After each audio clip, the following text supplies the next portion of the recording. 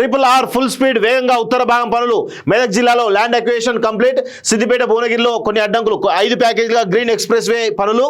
7,104 కోట్ల అంచనా వ్యయం. భూసేకరణ పూర్తి చేసిన NHAIకి అప్పగిస్తామంటూ రాష్ట్ర ప్రభుత్వం చెప్తున్న విషయం చూస్తున్నాం.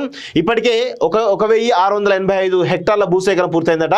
ఉత్తర భాగం RRR రీజనల్ రింగ్ రోడ్ సంబంధించినటువంటి అంశం ఇది. అయితే కనుక ఇక హైదరాబాద్ అభివృద్ధిని ఎవరు కూడా అడ్డుకోలేడు. అది మామూలు విషయం కాదు. హైదరాబాద్ మహానగరానికి మరో మణిహారంగా మారున్నటువంటి రీజనల్ రింగ్ రోడ్ పనుల్లో ప్రభుత్వం వేగాన్ని పెంచింది. ఉత్తర భాగానికి సంబంధించినటువంటి భూసేకరణ దాదాపుగా పూర్తి కావచ్చింది. 347 కిలోమీటర్ల పొడవున 4 వరుసలతో గ్రీన్ ఎక్స్ప్రెస్ వేగా నిర్మించనున్న రీజనల్ రింగ్ రోడ్ను ఉత్తర దక్షిణ భాగాలు విభజించారు. సంగారెడ్డి నుంచి చౌటుప్పల్ వరకు విజయవాడ జాతీయ రహదారిని కలుపుతూ సుమారు 170 కిలోమీటర్ల మేర ఉత్తర ప్రాంతం ఉంది. సుమారు 7,104 కోట్ల అంచనా వ్యయంతో ఈ పనులను 5 ప్యాకేజీగా డివైడ్ చేశారు. దీనికి సంబంధించినటువంటి పనులు వేగంగా జరుగుతున్నాయి. మొత్తం 1,905 హెక్టార్ల వరకు ల్యాండ్ పుల్లింగ్ చేయాలని ఉంటే అది కాస్త భూమి అవసరం ఉందని అంచనా వేయగా ఇప్పటికే 1,685 హెక్టార్ల భూమి సేకరించినట్లు రోడ్లు భవనాల శాఖ ఉన్నతాధికారులు తెలిపారు. సో ఈ విధంగా మెదక్ జిల్లాలో భూసేకరణ కంప్లీట్ అయిపోయిందట. ఇక భువనగిరి మిగతా ప్రాంతాల్లో మాత్రమే, సిద్దిపేట ప్రాంతాల్లో మాత్రమే ఉందట.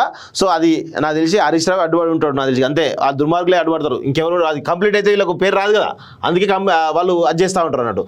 సో మొత్తానికి అయితే RRR చాలా జెట్ స్పీడ్ తోటి దూసుకుపోతున్నట్టు తెలుస్తుంది. ఆల్రెడీ ల్యాండ్ పుల్లింగ్ కూడా అయిపోవడం జరిగింది. సో మొత్తానికి అయితే ఇక నెక్స్ట్ టెండర్ల ప్రక్రియ కంప్లీట్ కాగానే ఇక నాకు తెలిసి 4 సంవత్సరాల్లో పూర్తి చేసే అవకాశంగా చాలా స్పష్టంగా కనబడతా ఉంది.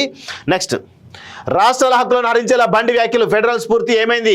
రాహుల్ రాజ్యాంగాన్ని ముందు తెలంగాణలో కాపాడండి బీఆర్ఎస్ ఎమ్మెల్సీ కల్వకుంట్ల కవిత అంటూ చూస్తూ ఉన్నాం. సో నిన్న బీఆర్ఎస్ ఎమ్మెల్సీ కల్వకుంట్ల కవిత ఆధ్వర్యంలో, జాగృతి ఆధ్వర్యంలో గణతంత్ర దినోత్సవం సందర్భంగా ఒక సెమినార్ జరిగింది. దానిలో ఆమె మాట్లాడిన విషయాలు మనం చూస్తూ ఉన్నాం.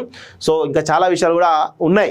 ఎందుకంటే ఫెడరల్ స్ఫూర్తి అంటా ఉన్నారు. మరి ఫెడరల్ స్ఫూర్తి బీఆర్ఎస్ పార్టీలో ఉందా అని మేము అడుగుతా ఉన్నాం.